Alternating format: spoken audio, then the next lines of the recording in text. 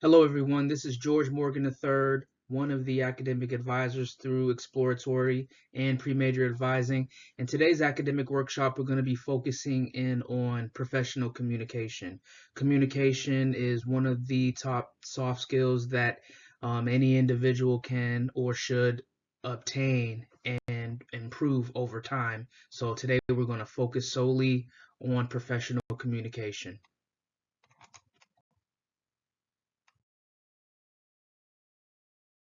On the agenda for today, we're going to be discussing the do's and don'ts of professional communication, formal and informal communication, spoken and in-person communication, touch base on virtual communication, and lastly, leave you with some benefits of professional communication. In regards to email communication, it is ideal to allow a person at least 24 hours to respond to you for both written and verbal communication. Also, be cognizant if a person has an away message that details if they are out of the office, when they will return, etc. And maybe they may be out of the office for an extended period of time, but it's also just important just to be cognizant of those things. Most emails suffer from one or more of the following problems. The email can be too long, it can be too short, it can have an inappropriate tone to it, it can have an unprofessional subject or just be unprofessional in general. It could lack a clear question or actionable items or next steps. So again, with regards to email, you want to make sure that you are creating a thorough email.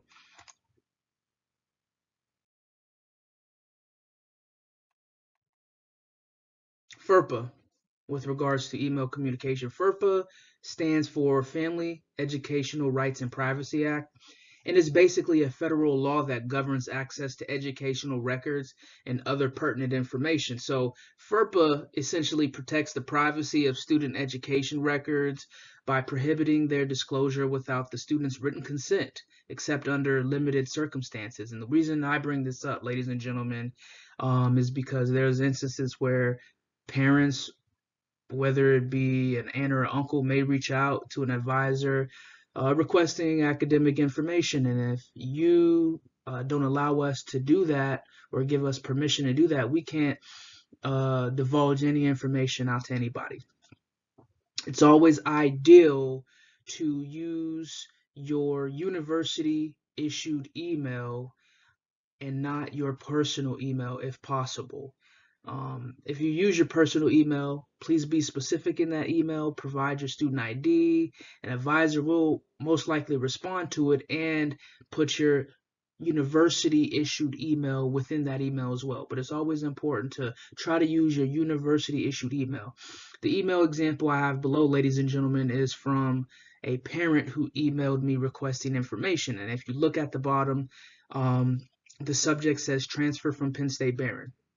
And then it says, hello, can you please email the information my son needs to apply to transfer to Penn State University Park, etc. Thank you, etc. So the thing about this email is um, nobody said what the son's name was. There's no student ID.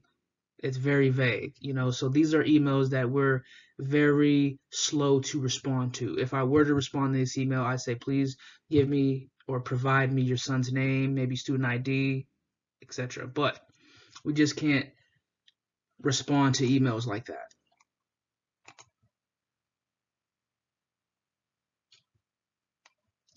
Moving forward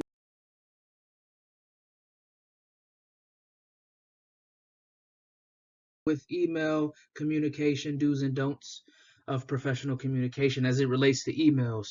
So if you look on the left side, this is literally an email that I got received from a student years ago. In the subject line, it says bump me up. Hey George, I was wondering if you could bump me up to a C. If I get a D, I won't be eligible for baseball in the spring. So there's a lot of things wrong with this. First, in the subject, bump me up. Well, what does that mean? And then, hey George, um, I'm not all about formalities. It could be hi George. Sometimes, if you're emailing a professor, it'd be ideal to say, Hi, Professor Smith. Unless the professor tells you it's okay to do otherwise. But as far as your email, you want to, be cordial. Um, and I was wondering if you could bump me up to a C. Was is misspelled. That's informal communication. That's the type of communication you would utilize maybe in a text message. But you're asking me to bump you up to a C, and if you get a D, you won't be eligible. Totally inappropriate. On the right side is the ideal email that student could have sent to me. In the subject, it could say my performance in social 101. And then the actual subject of the email: Dear Mr. Morgan, I hope all is well. I am emailing you regarding my performance in social 101. I currently have a D in the class. I am aware of several missing assignments. Can I submit these assignments for partial credit? Also, are there any extra credit opportunities in this class? I am trying to make a conscious effort to improve my grade and performance in the class. I look forward to hearing from you soon. This is the most appropriate an email can get. And if you send an email to your professor like this, they're more than likely to follow up and say, yes, let's have a meeting to discuss your performance and ways you can improve.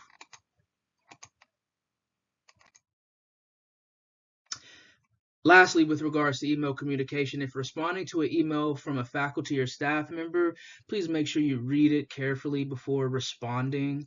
Here's another example.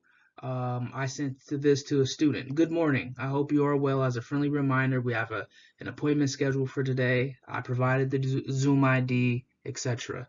And then the student responds, 3 p.m. works. What's your Zoom ID? Well, the Zoom ID is in the initial email that I sent. So again, if you responded to an email from a faculty or staff member or anybody in general, just make sure you actually read the email thoroughly. With regards to spoken and in-person communication, with regards to phone calls, be sure to leave what is typically prompted or requested in a voicemail message: your name, reason for calling, brief description, etc. A callback number would be ideal as well. If you're a student, make sure you leave your name, make sure you leave your student ID if possible, and a very brief message as to why you are calling.